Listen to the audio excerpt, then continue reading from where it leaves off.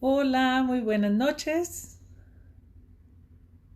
A ver, vamos a estar aquí conectados para continuar con la lectura del libro del libro El hombre en busca de sentido, de Víctor Frankl. Bueno, a ver, mientras se van uniendo, hola Linita, hola a los que se van uniendo.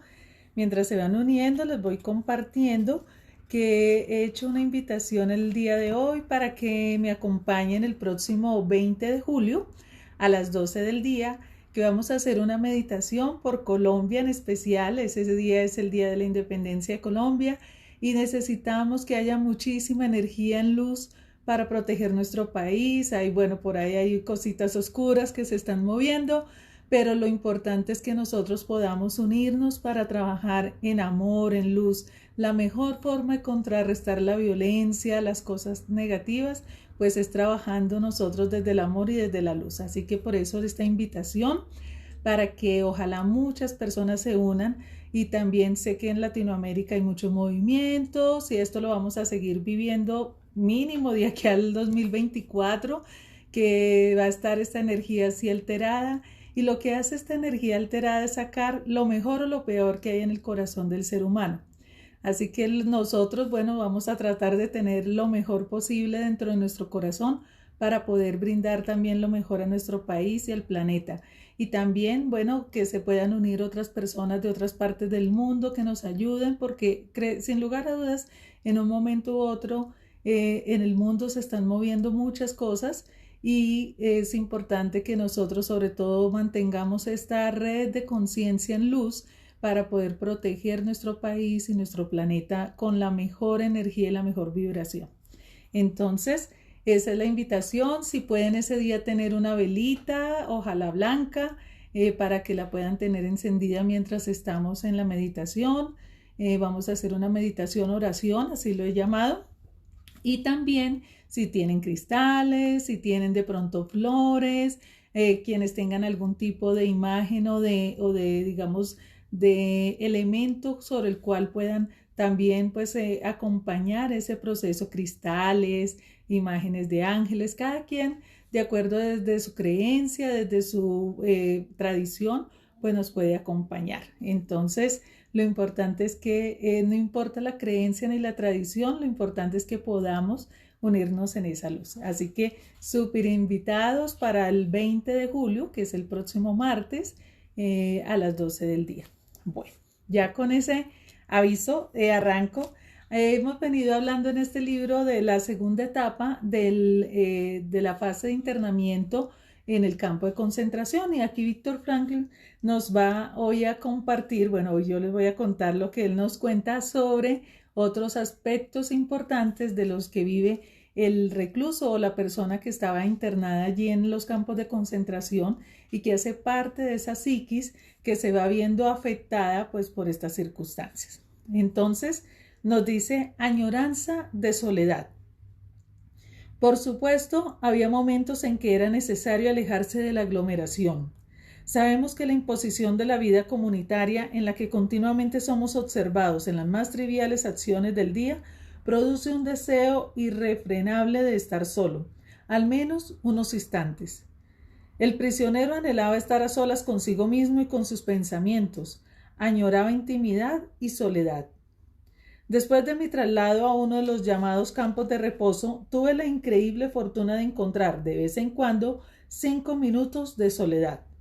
Detrás del barracón en el que trabajaba y donde se hacinaban sobre un suelo de tierra unos 50 pacientes delirantes, había un lugar tranquilo junto a la doble alambrada que rodeaba el campo. Una tienda improvisada con unos postes y ramas de árbol servía de cobertizo para guarecer a unos 6 cadáveres, la media diaria de muertes en el campo. Había al lado, además, un pozo por el que se accedía a las tuberías de la conducción del agua, cubierto con una tapa de madera.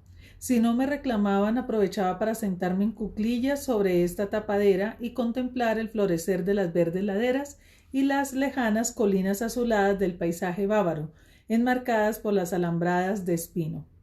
La melancolía me vencía y mis pensamientos vagaban hacia el norte y el nordeste, en la ansiada dirección de mi hogar, aunque solo podía ver nubes. No me perturbaban los cadáveres tendidos a mi lado, hormigueantes de piojos. Lo único que me despertaba de mis ensueños eran las inquietantes pisadas de los guardias o el aviso de la enfermería para recoger un suministro de medicinas para mi barracón, 5 o quizás 10 tabletas de aspirina para varios días y 50 pacientes. Las recogía y hacía mi ronda tomando el pulso a los pacientes y administrando media tableta de aspirina en los casos graves. Los desahuciados no recibían ningún medicamento. No les habría servido de nada y se lo privarían a los enfermos que tenían alguna esperanza de curación. Para los pacientes leves solo tenía palabras de aliento. Y esa visita paciente a paciente la hacía casi arrastrándome, pues yo mismo estaba débil y exhausto, convaleciente de un fuerte ataque de tifus. Terminada la ronda volví a sentarme sobre la tapadera del pozo, mi lugar solitario. Por cierto, ese pozo salvó en una ocasión la vida de 3 compañeros. Poco antes de la liberación, las autoridades del Lawyer organizaron transportes masivos al campo de Dachau. Sensatamente 3 compañeros procuraron evitar el viaje. Se metieron en el pozo y se escondieron de los guardias. Yo me senté tranquilamente sobre la tapa con aire inocente. Tiraba piedrecitas a la alambrada como en un juego infantil. Un guardia reparó en mí y desconfió un momento, pero mi actitud ingenua lo tranquilizó y siguió adelante. Más tarde avisé a los escondidos de que lo peor ya había pasado. Bueno, aquí nos está compartiendo porque eso es otra de las situaciones, que cuando se está en medio de tantas personas, pues hay momentos en que uno necesita apartarse al silencio, apartarse por lo menos así sea como a tomar un respiro. Y aquí, bueno, nos lo cuenta Víctor Frankl, que él tomaba este espacio y recuerden que él nos había contado que lo habían trasladado a un campo donde él, como era médico de profesión, o sea, no solamente era psiquiatra, sino en ese momento casi, o sea, la psiquiatría como profesión específicamente no era tan conocida, sino normalmente eran médicos y pues desarrollaban, digamos, a la par este trabajo alterno del psicoanálisis, así como lo hizo Freud, que también era médico. Entonces, ellos pues obviamente tenían conocimientos en medicina y por eso eran llamados pues a que también atendieran a algunos pacientes y pudieran, digamos, a sus mismos compañeros reclusos o presos o secuestrados o no sé cómo decirles realmente, porque para mí es casi que un secuestro, ¿no? Más que una reclusión. Entonces estaban allí y ellos podían ejercer esa función pues de prestar sus servicios médicos.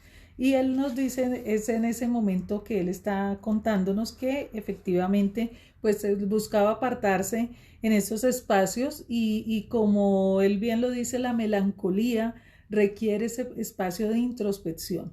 La melancolía es como ese espacio de tristeza que a veces nos aborda, que necesitamos entrar dentro de nosotros mismos para poder entrar en contacto con lo que nos está ocurriendo. Lo importante es que cuando nosotros sintamos esos espacios, pues los permitamos y nos permitamos ver qué es lo que necesitamos ver o permitirnos sentirlo para luego sí poder continuar. Esta mañana, por ejemplo, estaba en un momento así de melancolía con unas canciones y bueno, ya después me animé con música colombiana que siempre nos saca, la música tropical nuestra que siempre nos saca la alegría.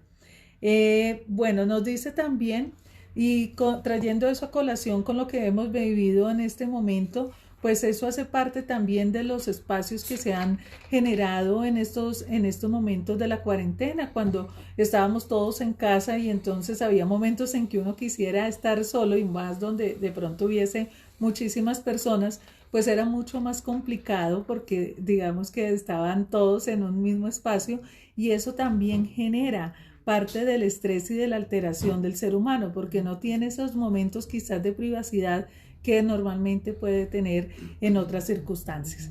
Entonces, eso es algo también que ocurre muchísimo y por eso es tan importante la soledad. Hay algo que dice mi maestro Roberto, mi maestro de Enneagrama, que él dice que la soledad es ponerle sol a la edad. O sea, es permitirnos la madurez de retirarnos para poder observar las cosas que nos están ocurriendo. Y la soledad es necesaria en muchos momentos de la vida para poder efectivamente poder observarnos. De ahí que se habla mucho de, bueno, la soledad y el silencio, por ejemplo, en los retiros espirituales que se hacen o en los retiros para encontrarnos con nosotros mismos, donde más allá de estar pendiente de las cosas que están ocurriendo en el mundo exterior, pues entramos en nuestro contacto interno y eso hace parte de podernos abstraer de lo que está ocurriendo afuera y poder realmente darnos cuenta de lo que sentimos. Una de las circunstancias que más complejiza al ser humano hoy en día y en nuestro medio es que estamos mucho afuera y poco dentro de nosotros. O sea, estamos más pendientes de qué no pensarán los demás, de salir a la actividad X que nos estén programando, de esa necesidad de no escucharnos, sino estar haciendo cosas, porque quizás si nos escuchamos no queremos saber lo que nuestra propia mente tiene para decirnos o el corazón tiene para hablarnos, entonces tendemos a estar siempre afuera, afuera, afuera, afuera, y esa misma dinámica pues hace que sea tan complejo. En estos días estaba leyendo bastante sobre el tema de los juegos, digamos, de video que a los niños se les entrega realmente hoy en día desde muy pequeños, y eso hace que estén mucho más afuera. Nosotros también, como grandes, estamos mucho en el Facebook, en las redes sociales, pendientes de las cosas que están pasando afuera y en lugar de estar más pendientes de lo que nos ocurre adentro. Entonces estamos pendientes de las noticias en lugar de quizás estar atento de qué está viviendo nosotros mismos o el hijo o la pareja en el hogar. A veces no nos percatamos de lo que le está pasando a alguien dentro de la familia porque estamos pendientes de lo que le pasa a otro afuera, de los realities. En estos días veía ahí una conmoción ahí, yo decía, wow, menos mal no veo realities porque con eso no estoy estresada como está un montón de gente por una persona X que hizo algo, y vi en redes sociales y veía en todos lados la gente pendiente de esa circunstancia. Y yo digo, ¿no será que en el interior del hogar hay algo mucho más delicado y más preocupante? ¿No será que quizás en la casa o precisamente a nosotros nos altera esa condición de una persona de la farándula o lo que sea, porque sencillamente somos nosotros los que estamos sufriendo algo adentro y no nos estamos permitiendo irnos a esa soledad, que no solamente es esa soledad de estar solo en el mundo, sino de permitirnos entrar dentro de nosotros para darnos cuenta qué es lo que realmente nos está impactando. Ayer hablábamos de la reacción y la respuesta y tiene que ver con eso. Un montón de gente, yo la verdad ni quise enterarme qué era lo que pasaba, pero vi la publicación incluso en prensa, en no sé qué, que uno abre el Google o el Internet Explorer y salen noticias y uno dice, pero tanta conmoción por una bobería de estas que dice, o sea, que las redes estaban disparadas por una bobería de una persona. Y digo, ¿no será que es más importante quizás darnos cuenta qué es lo que está pasando dentro de nosotros? Porque si esa persona actuó de X forma, a nosotros nos altera tanto. ¿Por qué será que más bien es importante ver qué está ocurriendo con un ser querido, con un ser en casa? ¿No será más importante preguntarle a un hijo, a la pareja, a un padre o a un amigo qué es lo que le está pasando en su vida, qué tiene, cómo está, qué le ha sucedido, que estar pendiente de este mundo afuera? Entonces, para mí esas son las reflexiones que me va dejando este libro y que quiero compartirles, porque sin lugar a dudas estamos demasiado en el mundo exterior, demasiado en los videojuegos, en ocupar la mente en otras cosas.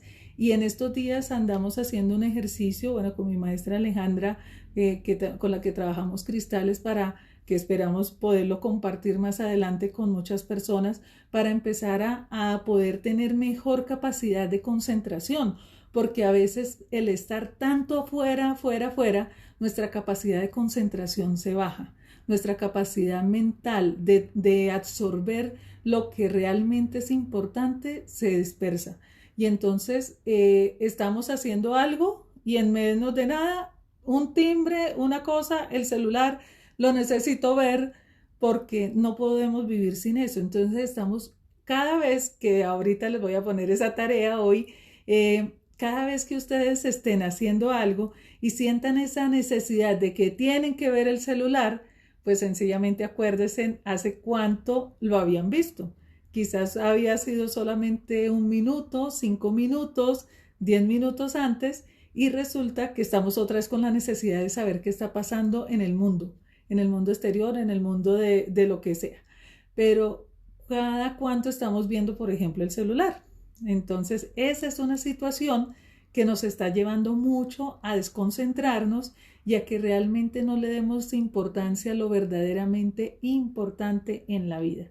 Entonces, yo estoy tratando de desconectarme, tratando de hacer ese ejercicio también para mí, de poder tener horas de dedicación y poner timbres de cuando debo mirar el celular para no estar todo el tiempo ahí, porque termina uno metiéndose en las redes sociales, termina uno haciendo otra cantidad de cosas y se le pasa el tiempo y no lo dedica a lo verdaderamente importante, que quizás es hacer algo para ti, quizás estabas pensando algo importante para ti y resulta que te despistaste por un momentico con el celular.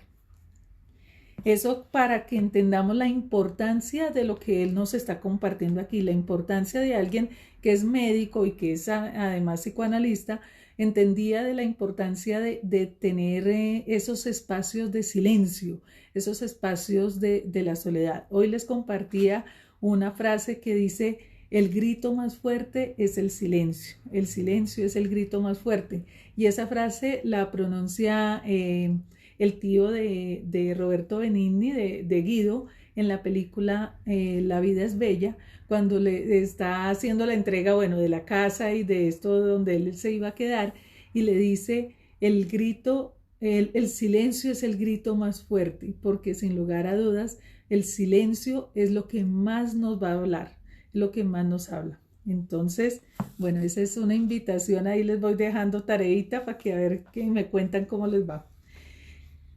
Juguete del destino. Para una persona ajena a las condiciones de vida del Oye resultaría incomprensible el poco valor que allí se concedía a la vida humana.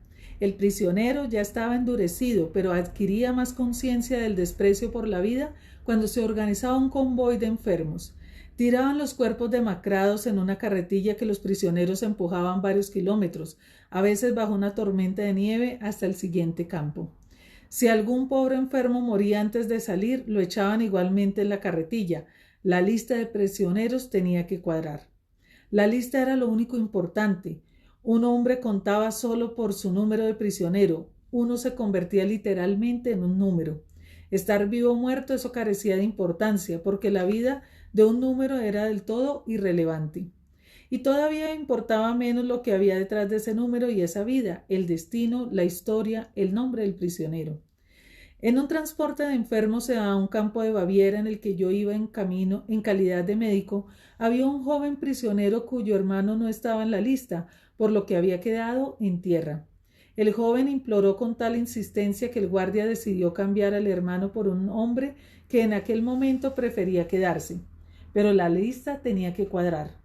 Era fácil conseguirlo. El hermano intercambió su número y sus apellidos con el otro prisionero, pues como ya he dicho, no teníamos documentación y nuestra suerte consistía en conservar el cuerpo que después de todo aún respiraba. Las cosas de nuestro alrededor poco nos interesaban, como los harapos que cubrían nuestros cuerpos macilentos, pero cobraran utilidad cuando se organizaban transportes de enfermos. Se examinaba con interés y sin ningún disimulo a los musulmanes, que partían para comprobar si sus abrigos o zapatos eran mejores que los propios, y en tal caso cambiárselos. Al fin y al cabo su suerte ya estaba echada. En cambio, los que quedaban en el campo y podían trabajar debían ingeniárselas como pudieran para mejorar sus posibilidades de supervivencia.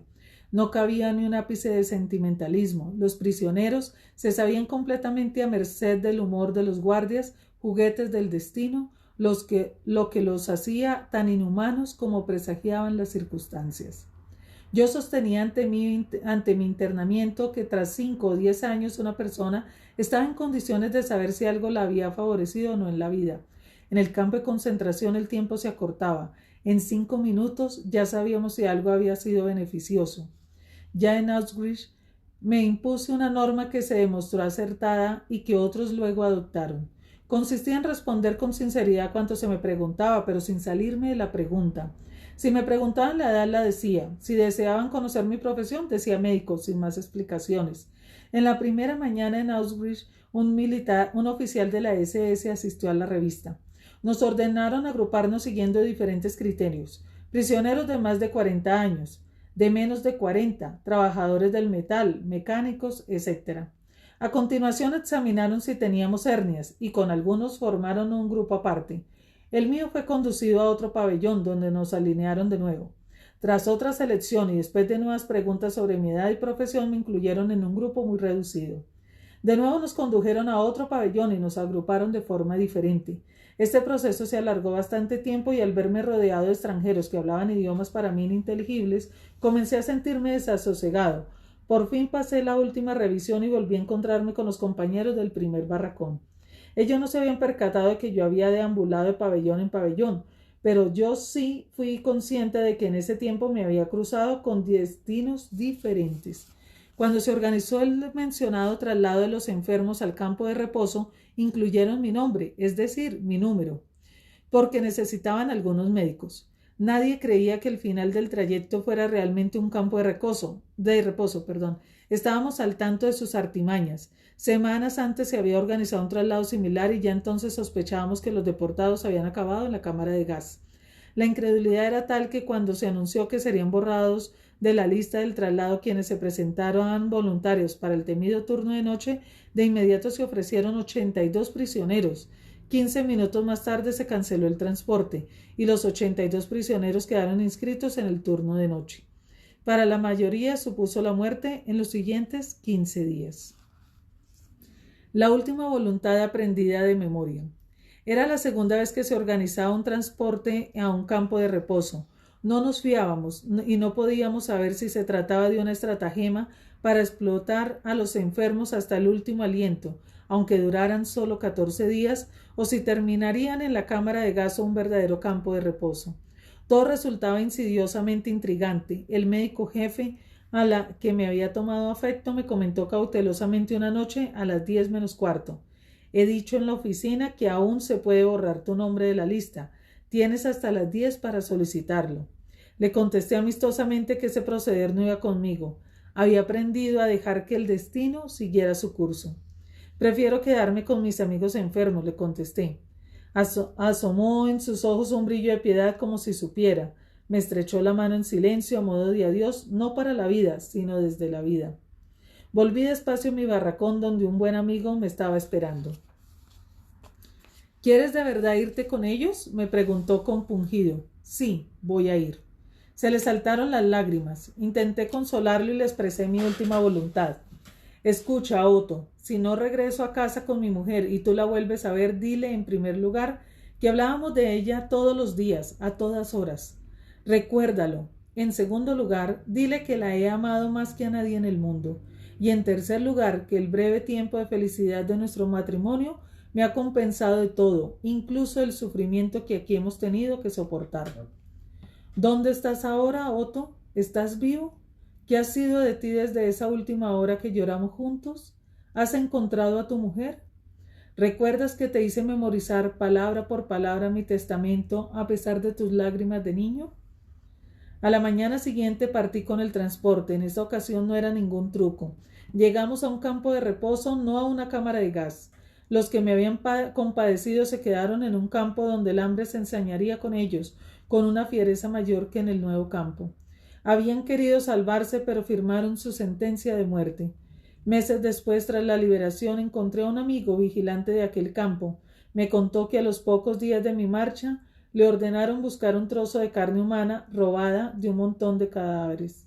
Lo encontró cociéndose en un puchero, en aquel campo de cuyo ulterior infierno me había escapado a tiempo, había hecho su aparición el canibalismo. ¿No recuerda esto el viejo cuento Muerte en Teherán? Un persa rico y poderoso paseaba un día por el jardín con uno de sus criados. Este estaba compungido porque acababa de ver a la muerte que lo había amenazado.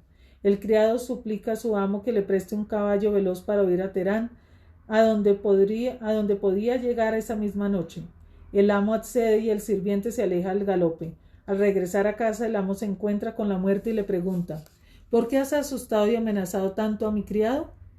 No lo he amenazado. Me ha sorprendido verlo aquí cuando tengo que encontrarme esta noche con él en Teherán, respondió la muerte. Bueno, miren esta anécdota, ¿no? O sea, a veces no podemos huir del destino, a veces no podemos huir de las cosas que debemos pasar. Y para mí estas lecciones tienen que ver mucho con lo que nosotros venimos a trasegar en esta vida. A veces queremos sacarle el cuerpo a algunas situaciones, no queremos escucharlas. Lo que les decía ahorita, a veces llenamos nuestra vida de cosas exteriores o de cosas materiales o de hacer cosas o de llenarnos o bueno, de diferentes formas en que queremos llenar nuestra vida y a veces no queremos escuchar realmente lo que debemos aceptar y digamos como enfrentar en un momento determinado. Y cuando nosotros no hacemos eso, para mí siempre creo que la vida nos lo pone a repetir.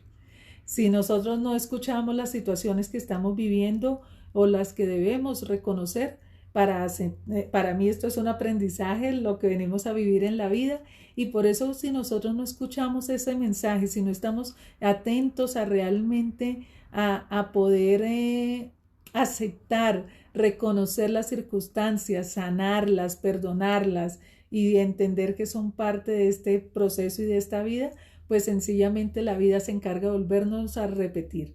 Es como si perdiéramos el año, que nos toca volver a pasar las mismas materias y cada vez que nosotros nos molestamos más o no nos gustan, pues nos volvemos a tropezar con la misma piedra y nos volvemos a perder las mismas materias y a repetir el mismo año. Entonces, se dice que incluso hay personas que repiten el mismo año muchas veces en su vida, no logran avanzar, crecer, evolucionar, pasar como al siguiente nivel para que lo entendamos de una forma sencilla, sino que entonces estamos repitiendo y repitiendo la misma circunstancia una y otra vez. Y yo creo que para mí eso es el mensaje que me deja aquí, pues esta lectura, que a veces nosotros queremos saltarnos o buscar el camino fácil. Eso también ocurre. Buscar el camino express, buscar la fórmula express para solucionar una situación. Y siempre que estamos buscando esa fórmula express, terminamos volviéndonos a caer. Entonces, a veces es cuestión de tener paciencia, de aceptar que hay procesos, que cuando tenemos dolor no se limpia de un día para el otro, sino que nos toca hacer un proceso de aceptación. Y a veces la gente dice: ay, bueno, si yo hago eso del enneagrama, entonces ¿cómo es? No sé qué, ¿no? Normalmente yo a la persona que me dice eso le digo: no, tienes que hacer un proceso, no solamente con el enneagrama, sino con todo en la vida, porque a eso es a lo que vinimos realmente a este plano, a hacer un proceso como una prueba como seres humanos, una prueba de la existencia humana. Y por eso no es algo que vamos a pasar rápido a ver cómo lo resolvemos para luego pasar a otro estadio, no. Es un proceso y el momento en el que nosotros vamos a estar listos para irnos, pues que ojalá sea que hayamos aprendido las lecciones que venimos a aprender, que ojalá no partamos de este mundo con las mismas condiciones en que llegamos, con la misma tarea pendiente. En la tradición hinduista, cuando una persona nace, es un motivo de tristeza. Y para ellos, ¿por qué? Porque tienen en su mente o en su creencia que si una persona nació es porque le falta todavía aprender en su proceso como humano.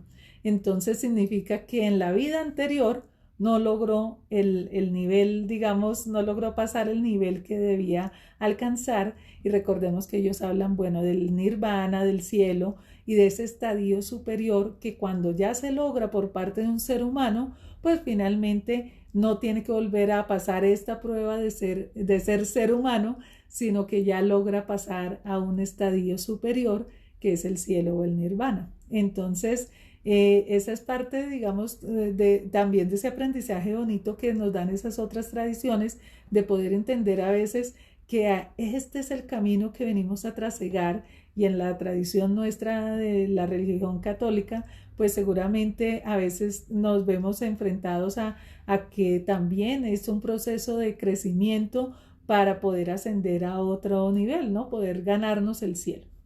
Los egipcios hablaban era de la armonía del corazón liviano, y también es otra metáfora maravillosa para comprender del proceso que venimos a hacer. Para mí, en últimas, todas esas tradiciones lo que nos están diciendo es que venimos a hacer un camino, y este camino pues no es lograr algo, no es conseguir algo, no es tener X, Y, Z condición, ni títulos, ni dinero, pues, aunque son necesarios para trasegar la vida, pero no ese es el fin último, ese es solamente un medio para el verdadero propósito que cada uno seguramente vino a transitar.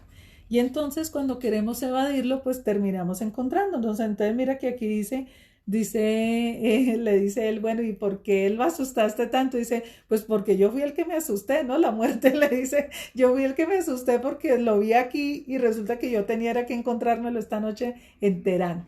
Entonces miren que esta anécdota muy divertida pero también a la vez para que la tengamos muy en cuenta y pensemos a veces si será que nosotros queremos saltarnos el camino y encontrarnos otra vez nuevamente con ese estrellón porque estamos queriendo evadir el proceso que debemos seguir. Y aquel día que nos toque, pues bueno, que estemos listos porque ya estemos trasegando la vivencia, el aprendizaje que tenemos.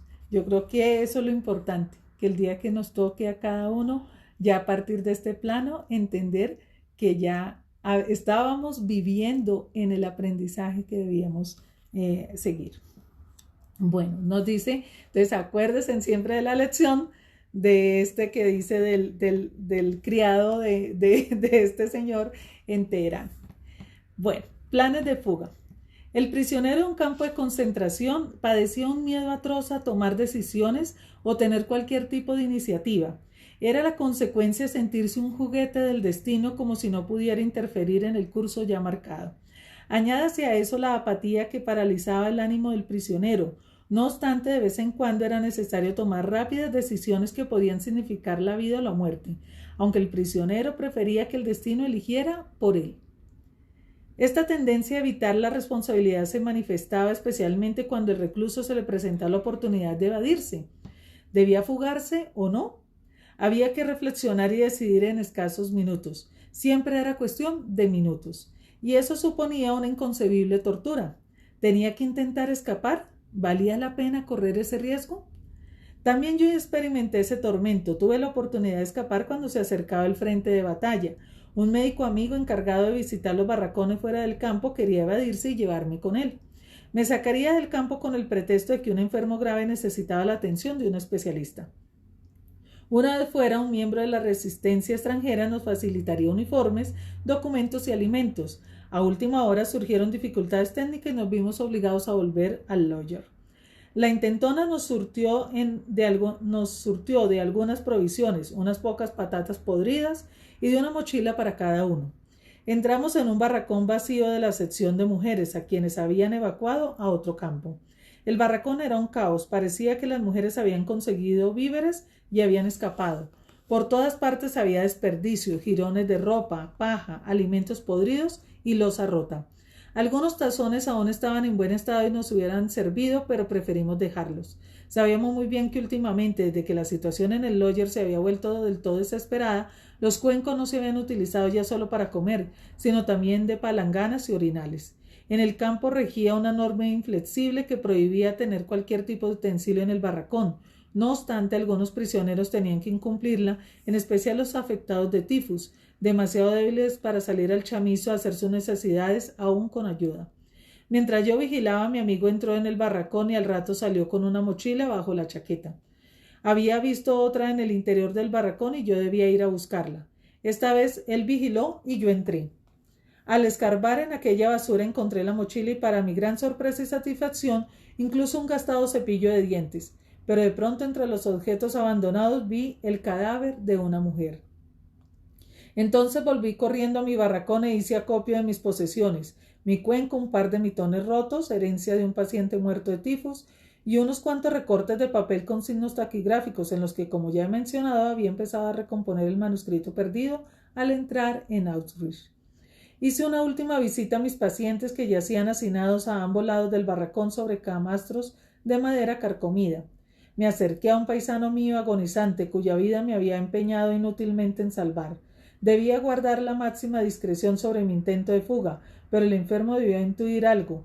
Quizá notó mi nerviosismo. Con voz cansada me preguntó: ¿Tú también te vas? Lo negué, aunque me costaba eludir su triste mirada.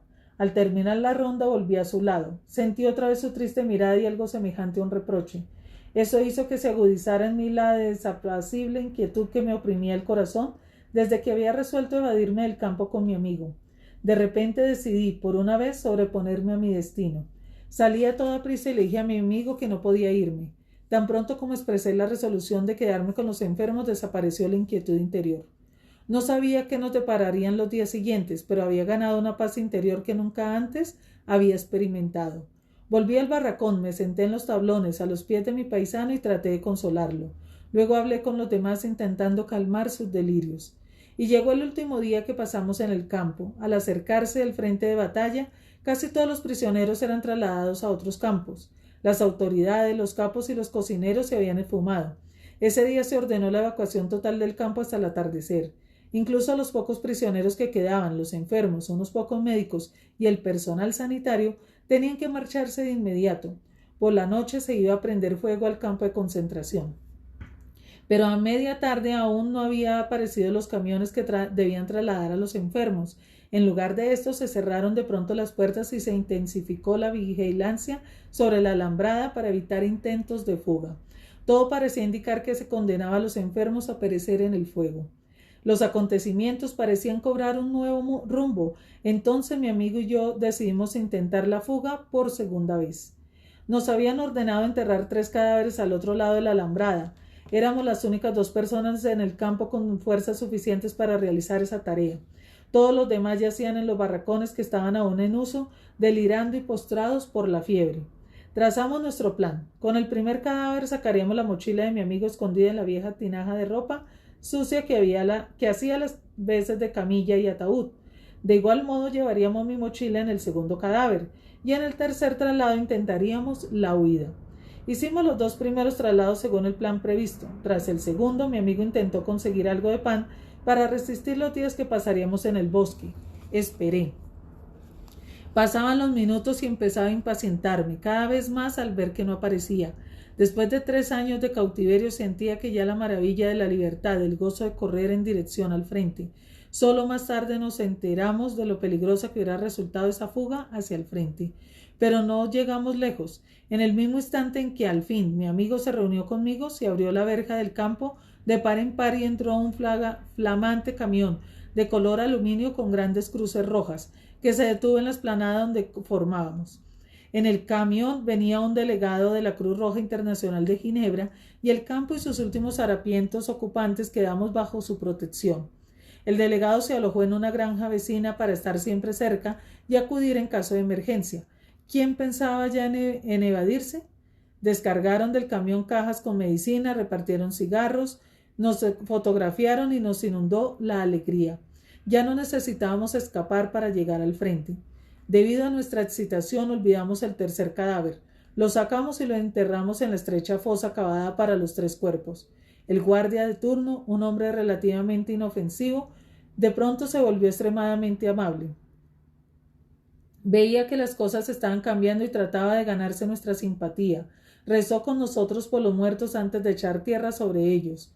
Tras la tensión y la excitación de los últimos días y las horas pasadas, en esta carrera contrarreloj contra la muerte, nuestras plegarias por la paz eran tan fervientes como las más ardorosas jamás musitadas por una voz humana. El último día en el Logger fue un anticipo de la libertad, pero nuestro regocijo resultó prematuro. El delegado de la Cruz Roja había asegurado que se había firmado un acuerdo para no evacuar el campo. Sin embargo, por la noche llegaron los camiones de la SS con instrucciones de despejar el campo.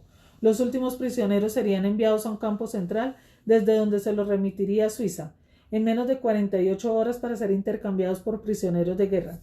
No reconocíamos a los hombres de la SS, con esa amabilidad insólita, animándonos a subir sin miedo a los camiones y felicitándonos por nuestra buena suerte. Los que tenían aún fuerza se apiñaban en los camiones. Se ayudaba a subir a los más débiles o enfermos, no sin dificultad. Mi amigo y yo, sin ocultar ya nuestras mochilas, íbamos en el grupo final. De ese grupo eligieron a 13 presos para completar el último camión. El médico jefe contó el número exacto. Éramos 15, y nosotros 2 quedamos excluidos. Los 13 subieron al camión y mi amigo y yo nos quedamos en el campo. Sorprendidos, desilusionados y enfadados, increpamos al médico jefe y él se excusó diciendo que la fatiga le impedía centrarse en lo que hacía. Y añadió que creía que aún queríamos fugarnos. Impaciente nos sentamos con los otros prisioneros con las mochilas a la espalda, esperando la llegada del último camión. Resultó una larga espera. Rendidos nos echamos en los colchones del cuarto de guardia, ahora vacío, extenuados por la excitación de los últimos días y horas, durante los cuales fluctuamos constantemente entre la esperanza y la desesperación. Dormimos con la ropa y los zapatos puestos, listos para el viaje. De pronto nos despertó el ruido de los rifles y los cañones. Los fogonazos de las bengalas y los disparos de los fusiles alumbraban el barracón. Entró el médico jefe y nos ordenó que nos echáramos a tierra. Un prisionero saltó sobre mi estómago desde la litera con los zapatos puestos. Vaya si me despertó.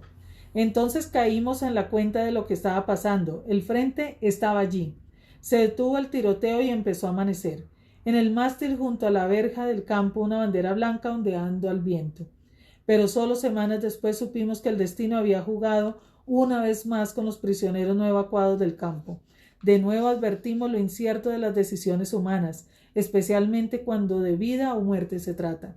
Recordé una vez más la historia de muerte en Teherán, pensando en los compañeros que aquella noche habían salido en los camiones rumbo a la libertad, pues semanas después tenía delante una fotografía de un pequeño campo cercano al nuestro, a donde habían llevado a mis pacientes, los habían encerrado en barracones y prendido fuego.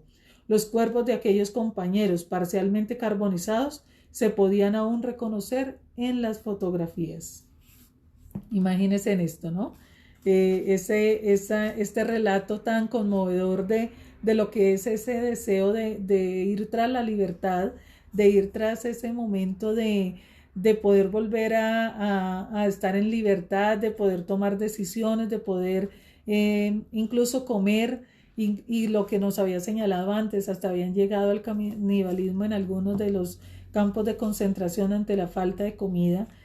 Y pues todas estas situaciones y finalmente, quedarse de un camión para después enterarse que nuevamente la vida los había dejado en este espacio y todavía no los llevaba a la siguiente dimensión con la muerte, ¿no? Entonces, me parece pues muy, muy interesante toda esta historia. Y quería terminar, vamos a ver si terminamos esta parte, que se llama irritabilidad. Además de ser un mecanismo de defensa, la apatía era resultado de otros factores. La producía el hambre y la falta de sueño, como en la vida normal, que también produce irritabilidad, otras características de la psicología del prisionero del campo de concentración. La falta de sueño se debía en buena medida a los rebosantes barracones infectados de pulgas que carecían de higiene y atención sanitaria. A eso había que añadir que no consumíamos cafeína ni nicotina, que habrían mitigado la apatía y la irritabilidad. A estas causas físicas se asociaban las psicológicas en forma de complejos. La mayoría de los prisioneros sufrían una especie de complejo de inferioridad. Todos habíamos sido o creíamos haber sido alguien en la vida anterior al internamiento. Ahora se trataba como si no fuéramos nada, como si no existiéramos. La conciencia de sentirse un ser humano está tan arraigada en el espíritu que resulta imposible arrancarla incluso en las lacerantes condiciones del lawyer. Pero ¿cuántos hombres libres o cautivos la conservan? El prisionero medio se sentía horriblemente degradado. Esto se hacía evidente al observar el contraste que ofrecía la singular estructura sociológica del campo. Los prisioneros de mayor rango, capos, cocineros, intendentes y guardias, no se sentían en general degradados como no nos veíamos los demás prisioneros. Al contrario, se consideraban ascendidos. Algunos hasta desarrollaban pequeños delirios de grandeza. La reacción psicológica de la mayoría, envidiosa y rencorosa entre los privilegiados, era frecuente y emergía a veces en forma de chistes maliciosos. Una vez oí que un prisionero le decía a otro refiriéndose a un capo: ¿qué te parece? Conocí a ese hombre cuando solo era presidente de un gran banco. El cargo de capo se le ha subido a la cabeza. Cada vez que la mayoría degradada y la minoría privilegiada entraban en conflicto, no faltaban ocasiones a lo largo del día, empezando por el reparto de comida, el resultado era explosivo. De manera que la irritabilidad general, cuyas causas físicas he apuntado antes, se incrementaba con las tensiones psicológicas que afligían a los prisioneros. Nada tiene sorprendente que esa tensión a menudo desencadenara una pelea. Como el prisionero estaba habituado a ver escenas de brutalidad, su impulso agresivo había aumentado notablemente. Yo mismo cerraba los puños, crispado por la rabia, aunque estuviera tumbado, hambriento y cansado. El cansancio era mi estado normal, pues durante la noche tenía que avivar la estufa, un privilegio del barracón de los enfermos de tifus. Sin embargo, pasé allí algunas de las horas más idílicas de mi vida. Al abrigo de la noche, mientras mis compañeros enfermos dormían o deliraban, yo podía estirarme frente a la estufa y asar unas patatas robadas en un fuego alimentado con carbón también robado. Disfrutaba de ese pequeño placer, pero al día siguiente me sentía aún más cansado, insensible e irritable. Cuando trabajaba como médico en el barracón de los enfermos de tifus, tuve que ejercer por enfermedad de un colega de jefe de bloque. Eso significaba que ante las autoridades del campo yo era responsable de la limpieza del barracón, si es que el término limpieza puede aplicarse a aquellas míseras condiciones. Las frecuentes inspecciones al barracón, una mera patraña, que se hacían más con ánimo de torturarnos que por higiene. Una mejor alimentación y unas cuantas medicinas nos hubieran ayudado más, pero la única preocupación de los inspectores consistía en no ver en el pasillo una brizna de paja y en revisar que las mantas andrajosas, sucias e infectadas de piojos estuvieran plegadas y remetidas a los pies de los pacientes. Cuando se anunciaba una inspección, yo tenía que encargarme de que a la hora de echar un rápido vistazo desde la puerta de nuestro barracón, al comandante del lawyer o al prisionero jefe no les llamara la atención ni una brizna de paja, ni un poco de polvo delante de la estufa, ni cosas por el estilo. El estado de los enfermos que malvivían en ese cuchitril no les preocupaba en absoluto. Se sentían plenamente satisfechos y yo, quitándome la gorra de prisionero y haciendo sonar los talones con aire marcial, les informaba: barracón número 69, 52 pacientes, 2 enfermeros ayudantes y un médico. Daban media vuelta y se marchaban. Desde que anunciaban la inspección, generalmente con horas de antelación, aunque no siempre se presentaban, comenzaba la tortura mental. Durante la larga espera me veía obligado a mantener estiradas las mantas, a recoger una a una las pajas que caían de las literas y a desgañitarme gritando a los pobres diablos que, al revolverse en sus catres, amenazaban con desbaratar a última hora mis esfuerzos de lograr la limpieza requerida. La apatía era aún más grave entre los enfermos febriles, que solo reaccionaban si se les gritaba. A veces ni los gritos servían, y en esos casos debía hacer un tremendo esfuerzo de autocontrol para no acabar golpeándolos. La propia irritabilidad adquiría proporciones desmesuradas al confrontarse con la apatía de los demás, especialmente en situaciones de inminente peligro, como las temidas inspecciones.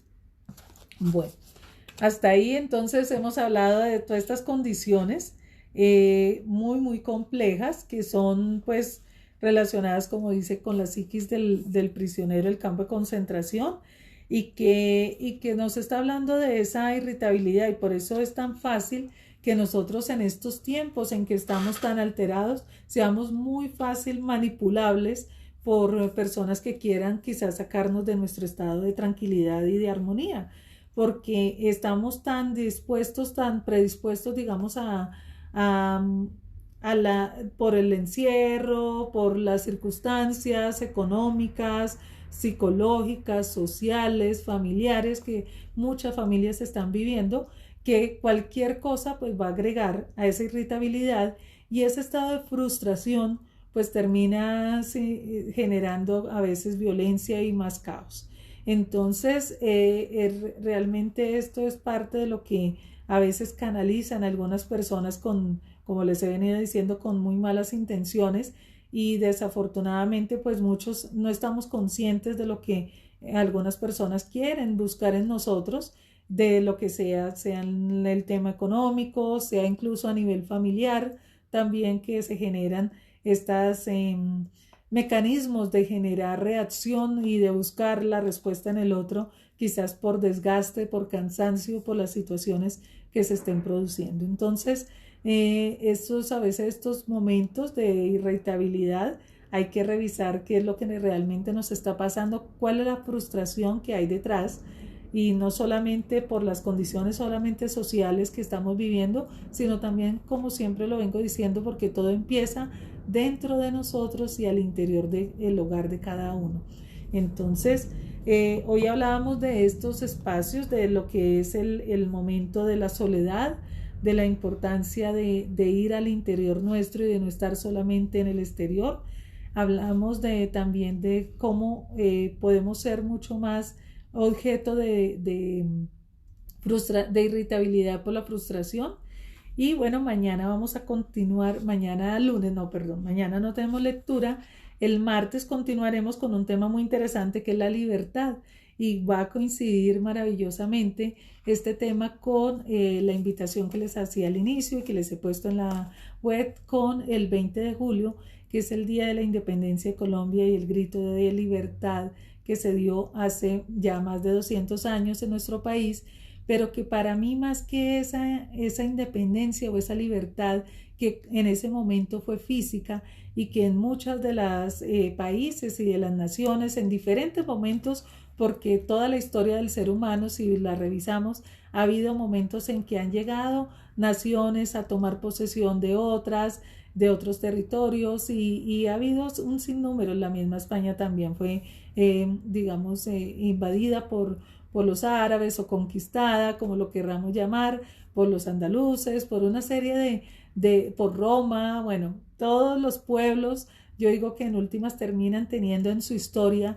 ese encuentro con otras tradiciones y con otros pueblos que han tomado en un momento el territorio.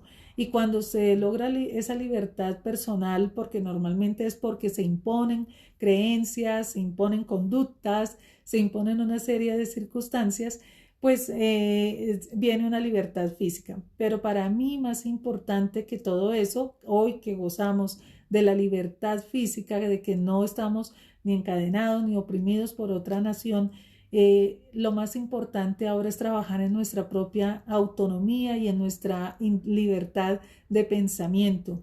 A veces estamos secuestrados por la rabia, por la ira, por la tristeza, nos dejamos manejar a través de esas emociones, y por eso somos presa tan fácil de otras personas que vienen quizás a generar algún tipo de situación, y nosotros terminamos siendo esclavos de personas, de cosas, del dinero, de las circunstancias, del trabajo o de muchos otros aspectos de los cuales terminamos siendo esclavos y adictos.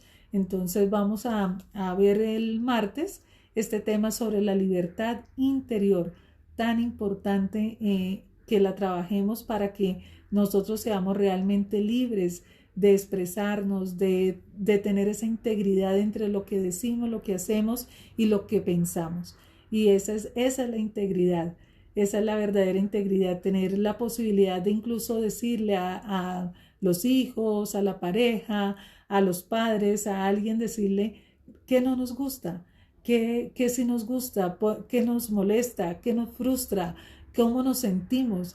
A veces ni siquiera eso lo expresamos en los grupos familiares porque tememos ser débiles, tememos ser calificados, tememos un montón de cosas, y eso también hace parte de una esclavitud interior. Así que bueno, vamos a hablar el martes de este tema y los espero al mediodía para que nos encontremos en esa oración por Colombia, en esa oración meditación por Colombia y por Latinoamérica, que también está sufriendo muchos flagelos del caos y de falta de paz. Y bueno, luego en la noche nos encontramos aquí en este espacio para seguir con la lectura de El hombre en busca de sentido de Víctor Frankl. Les deseo una muy, muy, muy feliz noche y bueno, muchas bendiciones. Hasta luego.